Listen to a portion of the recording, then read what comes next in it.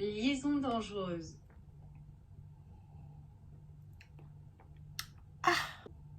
Hi everyone. I'm back-ish. Anyways, today I'm gonna talk to you about the perfumes I travel with.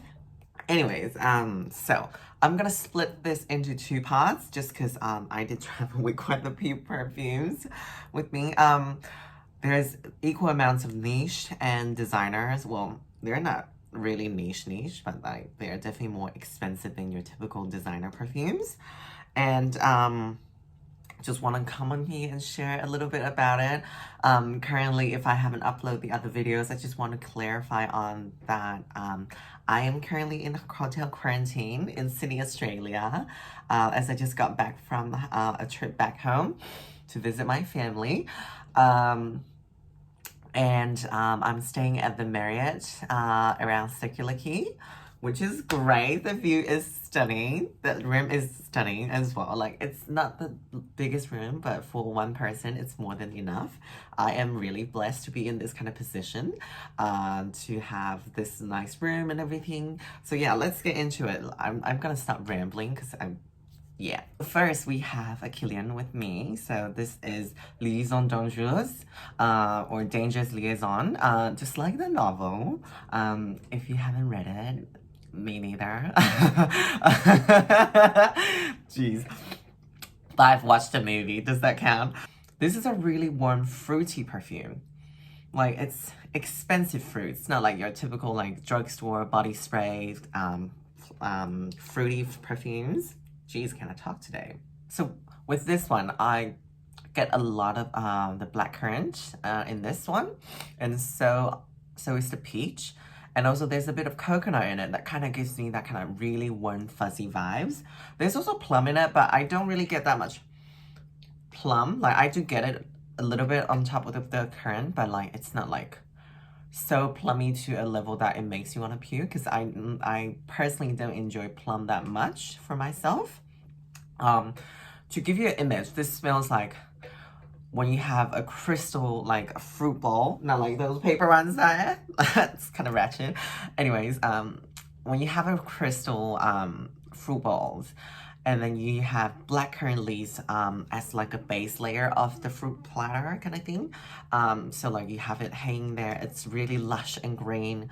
And then you have your peaches and plums, and then some sort of coconut, like not like coconut, like the whole thing, like those like chips, coconut chips. And then the fruits are ripening, like it gives off that kind of warm scent that, you know, when the fruits are ripening, they have that kind of scent going on. So that's that. It's really nice. On some people, like I know, it dries really powdery on them, and it's really soft and delicate. On me, it's really, really sweet. Like, it's almost borderline boozy. That kind of like ripeness really comes out. And longevity is insane with Killian perfumes. Well, some of them, at least, the ones I've tried, they're like really long lasting. If I spray that on clothes, it's gonna last me like a few days. Even after wash, I can still smell it. That's great for what the amount of money you're paying. Yeah, so that's that. That's the first one. Secondly, let's talk about, because these are all new. I bought them when I'm overseas, apart from the Killian, because there's no Killian counter as I know of in the city I was in. Let's talk about this one. So this one is so bougie though. Like, it has a box for its box. So this is Dolce&Gabbana Velvet Oriental Musk. I have it in the 150 ml, so the largest size they do. And then let me show you the box. It's so bougie. Like, the box opens up like that, and then it flaps around like that, like those watch boxes. Within that, you get the velvet box that it comes with. If you get a 50 ml, which is a smaller one, it's a flatter box, like flat, big square thing, and you open the top like that, which I personally think it's cuter than this one, but this is good enough. So you get the metal label thing. So you get to know which one's which, and then you get the perfume inside. Look at how beautiful that is. It's this like midnight blue color. It's so stunning. This is a really stunning perfume as well. So as the name suggests, it's a velvety musk, but with an oriental touch to it. So, to me, I get the most musk, and then I get a bit of sandalwood, and then I get definitely rose, and then I also get saffron and cardamom as well. There's a bit of pepper, but it's not so spicy to a level that it makes you want to puke. It's really nice. So the rose in this is a really like refreshing kind of rose. It's almost like rose water kind of thing. And when I spray this, my mom always compliments me, be like, oh my god, you smell like flowers, like a bouquet of flowers. I'm like, dang. The initial projection with this one is really good. Like, you feel a room with this one. However, I find that this one doesn't last the longest on the skin, at least not with the rose or the cardamom or anything spicy like that. It just dries down to a really nicely done clean musk, like sweet clean musk. Don't know why lately I've been really obsessed with musk fragrances, like sweet white musks. They are just so nice. So I still really like this one, and I'm gonna keep it, of course. Like, this is the perfume that I worried about breaking the most in transit. Like, that's why I have the box with it. Yeah, so that's that. Let's talk about the other three. So I have 5 in total, if I haven't mentioned that. The other 3 are all Tom Fords. I'm gonna talk to you in order that I acquire them. So the first one is Fleur de Portofino by Tom Ford, of course. When I went back to Taiwan, I initially only had, I think, 1 perfume or 2. It was Chanel Chance Eau de Toilette, and then the Killian. It was really hot in Taiwan, so I wanted something that's really good for the hot weather. And so I went in town, you know, went to the department store and have a look, had a sniff. I did bought another perfume at that time that I know I would enjoy, but I always loved Fleur de Portofino, and I thought it was a perfect chance to like pick it up because I was really privileged to stay with my parents, and I don't have to worry about money at that time. So I actually have extra money on my hand to actually buy something that I really love. So look how gorgeous these bottles are, and the color, oh my god, it's just so stunning. Like, I love the presentation of these. Like, I know these bottles are like super cheap on like Alibaba and stuff like that, but the way it's done, like the whole experience, it's just so nice. And then it's really travel friendly with the 50 ml as well, because it just fits in a box like this, and then you just chuck it in and can go. So anyways, let's sniff it a little bit. This one has black locust honey, specifically black locust honey. Some sort of jasmine, I would say. Yes, jasmine, orange blossom, and magnolia. You can definitely smell the magnolia in this. Like, it has that kind of like magnolia sweetness. If you have ever smelled like freshly bloomed magnolia, it's so lovely. It's one of my favorite perfumes. I don't like it on myself in particular, just because I think it's a bit too delicate for what I present myself as. Because as you can see, I am like oozing in sex appeal, you know, like, just kidding. But yeah, it's a delicate floral that's like, you know, sweet. Anyways, and then also you get some sort of citrus on top, and also a bit of violet, that kind of like green violet like leaf. When I went shopping for this, I took my friend and his partner at the time with us, and then they were like, because I was looking at the aqua version and this one, and I later on decided to get this one instead of the aqua version because I just feel like the aqua version is way too citrusy. And my friend told me that you smell like you're walking in a garden. Like, it's so good. Like, honestly, this is fantastic for like summertime. And it is really good, actually. Basically, this is sweet, musky with floral and also with a bit of citrus, but not like citrus, because I personally don't like perfume to be too citrusy.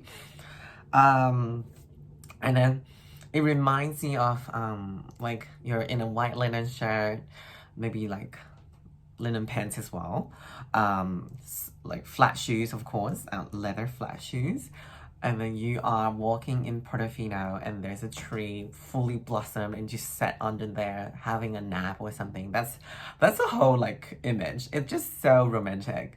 Like it's not sexy, but it's sensual and a bit romantic for summer, which is kind of hard to get for a citrusy perfume. And yeah, I love that. And the longevity isn't the best. However, projection is definitely quite nice. With initial spray. After like 5 hours, this thing kind of just dies into like a soft musk, like sweet musk, again with the musk, and but it's really stunning. I do recommend it. If you don't want to get the full bottle, you can just get the body spray because I feel like low key it's the same longevity. Like I'm like maybe they just like bottle it in the body spray. I'm like geez. Because the body spray is pretty cute too. And then you can take it with you in the gym bag or whatever. But yeah, it's really good for the summertime because it's really refreshing without being like too citrusy. And I got this tobacco in the 100ml. I love the 100ml bottle. This is so good. So this is Oud. I feel like there's cinnamon or something in it. Like some sort of spice. I don't think they listed out. Like there's definitely some spice in it. Oh yes, there's cinnamon in it. I knew it. And then you definitely get a tobacco, of course, but it's not like super dirty because there's a whiskey note on top, so it's quite boozy. The booziness kind of like smooths out. You know, sometimes oud fragrances can be really like barnyard, really like warm and intense smelling. Sometimes oud fragrances can really like kill me, but I like Tom Ford's take on ouds. Like it's really refined and well done. This one is really sweet, smoky, and it's definitely incensey. Like there's incense in this, but the whole vibe is just incensey. Like, God, this is so good. This is I don't know. This, I think when I smell this, it's dressed in black like the bottle, velvet.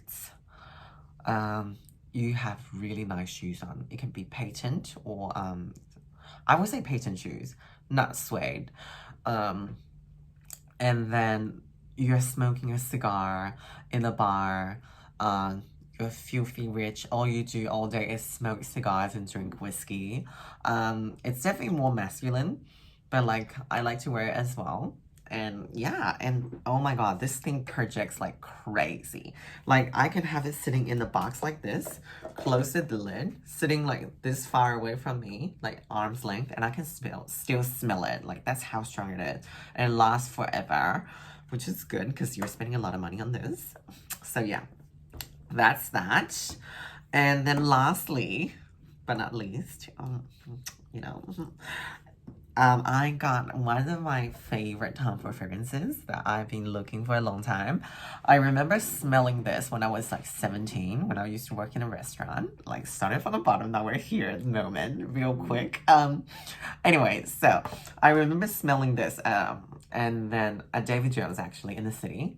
Because I saw the bottle, I was like, oh my god, I love it. And then Tom Ford just had the magic. Like he can sell me a pile of shit and I will be like, oh my god, this is stunning. Anyways, he's a marketing genius. I smelled this in store and I was like, oh my god, this is so sexy. Like it smells so good. And I sprayed it on and I went to work at the restaurant and my boss was like, oh my god, you smell so good. What did you wear? I was like, oh, Tom Ford Santal Blush. Like God, it was like I got so many compliments that night. People were like, oh my god, you smell good. I'm like, I know.